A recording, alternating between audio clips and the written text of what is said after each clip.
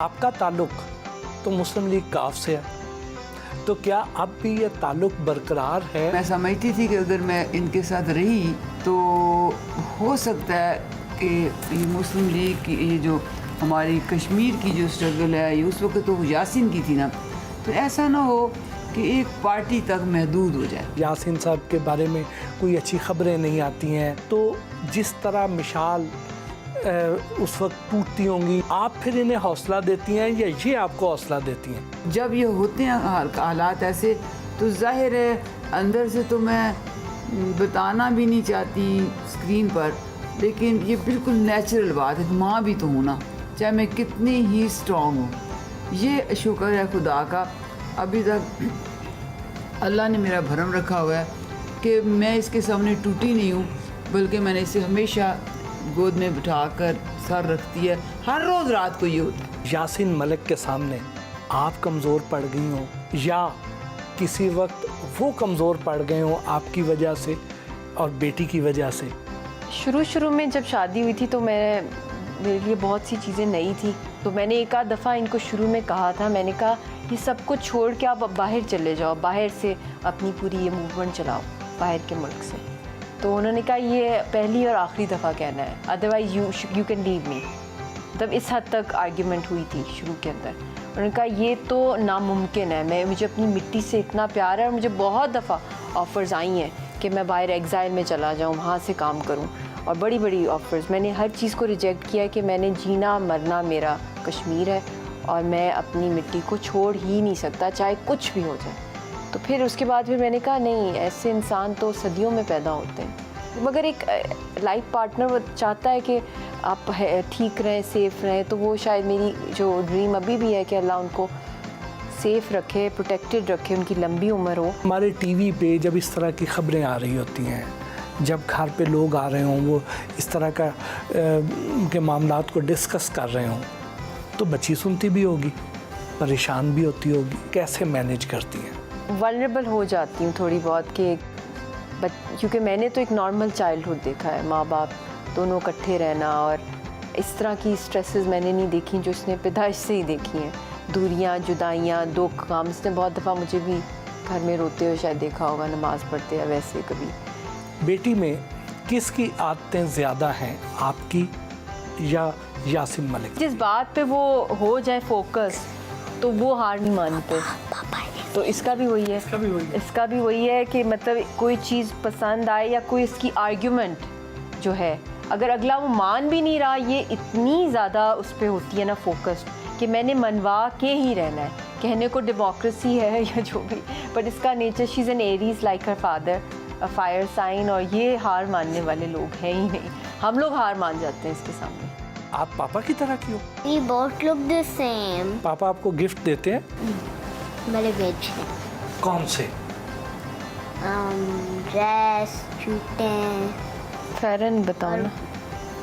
फ़ैरन और dress, what's the difference? Pheran Kashmiri में कहते हैं ना, इसलिए उनको बताओ ना, कश्मीरी ड्रेस भेजते हैं। बैंगल्स। बैंगल्स भी देते हैं? बड़े मेरे बॉक्स पर आए बैंगल्स का। वो कहाँ से आई? कश्मीर। किसी टाइम उनको भी देते हैं गिफ्ट। आप क्या गिफ्ट भेजती हो? मामा ही देती हैं वैसे। मैं लेटर्स ऐसे भेजती हूँ ना, फ़ोटो तक ड्रॉ करती हूँ, उनको सेंड करना चाहती हूँ। गाने भी गाती है ये पापा। गाने भी गाती हैं? कौन सा गाना गाया? गिटारिंग करती है। I'll tell you another song instead. दिल दिल पाकिस्तान जान जान पाकिस्तान, दिल दिल पाकिस्तान। पापा के लिए भी जो गाया ना, हाँ, विश पापा के लिए जो गाना गाया था ना, वो सुनाओ। वो इसका बेस्ट था, वो उसने हाँ। खुद ही लिखा था। तो आपके पापा कहाँ हैं आजकल? वैसे किसी टाइम ना जेल में होते हैं, वैसे किसी टाइम घर में भी होते हैं। वैसे पापा से फ़ोन पे बात करती हैं? क्या कहते हैं पापा? He calls me, you're my zoo. He says that. जू कहते हैं ना जान को कश्मीरी में, तो वो इसको जू कहते हैं। अच्छा अच्छा, अच्छा। मेरा जू तो पानन जू। मैं वीडियो भी सेंड कराए एक मुझे। आपको कश्मीरी लैंग्वेज भी आती है? को मैसेज पापा के लिए? I need your help to get him out.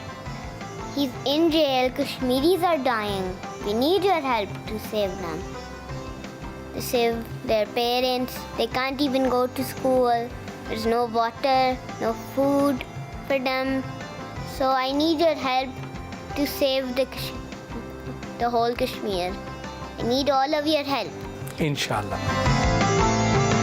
रात के खाने पर चिकन कढ़ाई, हलीम, दही भल्ले और आइसक्रीम से हमारी तवाज़ो की। घर पे किस किस्म का खाना पसंद करती हैं? आपको सच बताएं, आजकल तो खाना बहुत कम किया हुआ है। दिल ही नहीं चाहता खाना खाने को, क्योंकि जो हालात हैं गुज़ा कश्मीर में। मगर आज आप आएँ लाहौर से, तो लाहौर वालों की जो हॉस्पिटैलिटी होती है, तो ये थोड़ा बहुत ही हमने किया है, बस बहुत ज़्यादा ही आजकल कह दें कि दिल बुझा हुआ है। वरना तो खाने पीने का शौक़ है मुझे भी, सबको है। I like haleem and I like barbecue. वहाँ पे जब आप जाते हैं तो वहाँ किस किस्म के खाने होते हैं? वहाँ भी बहुत ही माशाल्लाह बड़े ही ग्रैंड खाने होते हैं वहाँ पे। और स्पेशली मेरी जो सास जो कुकिंग करती हैं मेरे लिए स्पेशली, बहुत प्यार, हाँ बहुत अच्छे। और वो ख़ास किस्म के दम आलू बनाते हैं, वो एक ख़ास इनका कश्मीरी डिश है, दम आलू। और फिर उसके बाद जो बहुत से इनके जो डिज़र्ट्स होते हैं, फिर उनकी एक बड़ी मज़े की ये होती है, आपको भी अखरोट की जो चटनी होती है, दैट इज़ वेरी फेमस। और वो हर दफ़ा खाने के साथ होती है, क्रश करके योगर्ट में, और थोड़ा कोकोनट पाउडर भी मिक्स कर, बहुत ही इट्स वेरी टेस्टी। और हाजमा भी हो जाता है and it's very energetic. Yasin साहब को खाने में क्या पसंद है? उनको तो टकाटक रोटी और टकाटक मिर्ची मसाले वाला, तेज़ मसाले वाला खाना और लाहौरी खाना। आपने उनको सबसे पहली बार क्या खाना बना के दिया? हमारी नई नई शादी हुई थी तो रोज़े स्टार्ट हो गए थे, तो इस्लामाबाद में 2-3 दिन हम रहे, फिर श्रीनगर चले गए थे। अब क्या बताऊँ, पराठा बनाया था मैंने, बिल्कुल ही नॉर्मल सा, कोई ऐसी बात नहीं थी, बट ही लव्ड इट। मुलाकात कैसे हुई? जब जनरल मुशर्रफ के पीस प्रोसेस चल रहा था 2005 के अंदर, तो उस ज़माने में my mother was a central leader PMLQ की। तो अंकल शुजात ने फ़ोन किया, उन्होंने कहा कि बड़ा हिस्टोरिकल मोमेंट है, तो मिशाल को ज़रूर आपने लेकर आना है अपने साथ मीटिंग के अंदर, और बड़े एड्रेस होगा हुर्रियत रहनुमाओं का। तो उस दिन मैंने सुबह को अखबार भी देखा, उसमें बड़ी फुटेजेस इनकी आई हुई थी, TV पर आ रहे थे सारे, तो मैं भी बहुत ही एक्साइटेड थी। वहाँ पे मैं गई अम्मी के साथ, और वहाँ पे वो फैज़ अहमद फैज़ की रेसिटेशन कर रहे थे, लाजिम है कि हम भी देखेंगे वो दिन के जिसका वादा है। नहीं, थोड़ी सी सुनाएं फिर। नहीं, उस तरह मुझे गाने के लिए जितना भी, जिस भी तरह। नहीं, वो उन्होंने गा के नहीं, उन्होंने वर्स में, आवाज़ बहुत ही बुरी है। उनकी यादें ताज़ा करें ना। हम देखेंगे, लाजिम है कि हम भी देखेंगे वो दिन के जिसका वादा है, जो लौहे अज़ल पे लिखा है। हम देखेंगे जब जुल्म सितम के कोहे गिरां रूई की तरह उड़ जाएंगे, हम महखमों के पाँव तले ये धरती धड़ धड़ धड़केगी, और अहले हुक्म के सर के ऊपर जब बिजली कड़ कड़ कड़केगी, हम देखेंगे, हम देखेंगे। आपके दिल की बात उन तक पहुंची कैसे? मेरे दिल की या उनके दिल उनके की? दिल की। ये थोड़ा सा लगा मेरी वालदा को, ये एक्स्ट्रा जो अटेंशन है, क्योंकि वो पॉलिटिक्स में रही हैं, उनको पता है इसका जो प्रोटोकॉल होता है, बट फ्रीडम फाइटर्स के लिए कोई लॉज नहीं होते। फिर जब हम घर आए तो इन्होंने फ़ोन किया मेरी वालदा को, फिर उन्होंने कहा मैंने आपकी बेटी से बात करनी है। तो नेचुरली हमारी मॉडर्न येट कंजर्वेटिव फैमिली है, तो मैं भी बहुत छोटी थी उस टाइम पे, तो फिर मैंने भी बात की, मैं बड़ी नर्वस। तो मैंने कहा जी हमारी तरफ से सब कश्मीरियों के लिए बहुत दुआएं, हम सब आपके साथ हैं। तो उन्होंने कहा पाकिस्तानीज़ भी बहुत अच्छे हैं और आप भी, और प्रपोज़ कर दिया उन्होंने। तो फिर उसके बाद मैंने तो घबराहट में फ़ोन ही ऑफ़ कर दिया। जब वो चले गए तो उन्होंने ईमेल्स पे ईमेल्स शुरू कर दी, मैं उनके बारे में पढ़ने लगी, और उनकी इतनी कमिटमेंट थी कि वो 2 दफ़ा अमेरिका गए, मेरा भाई वहाँ पे पढ़ाई कर रहा था, उसको जाके 2 दफ़ा मिले, कन्विंस किया कि भी 4 साल फिर उन्होंने वेट किया। फिर मेरे ससुर खाना काबा गए और वहाँ जाके उन्होंने बाकायदा दुआ की, और फिर वहाँ से फ़ोन किया मेरी वालदा को, उन्होंने कहा मैंने दुआ की है कि मेरी अमानत इस्लामाबाद में है, तो वो मुझे लौटा लें। तो फिर मेरी वालदा ने कहा नहीं, बस अब यस है हमारी तरफ से।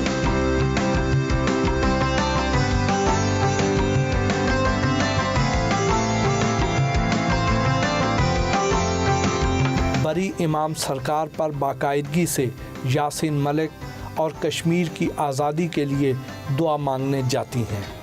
बहुत बहुत शुक्रिया आपका, आपने आज बहुत ज़्यादा टाइम लिया, सारा दिन आपकी बहुत ज़्यादा मसरूफियत होती है, लेकिन आपने उसमें से हमारे लिए भी अपने टाइम निकाला।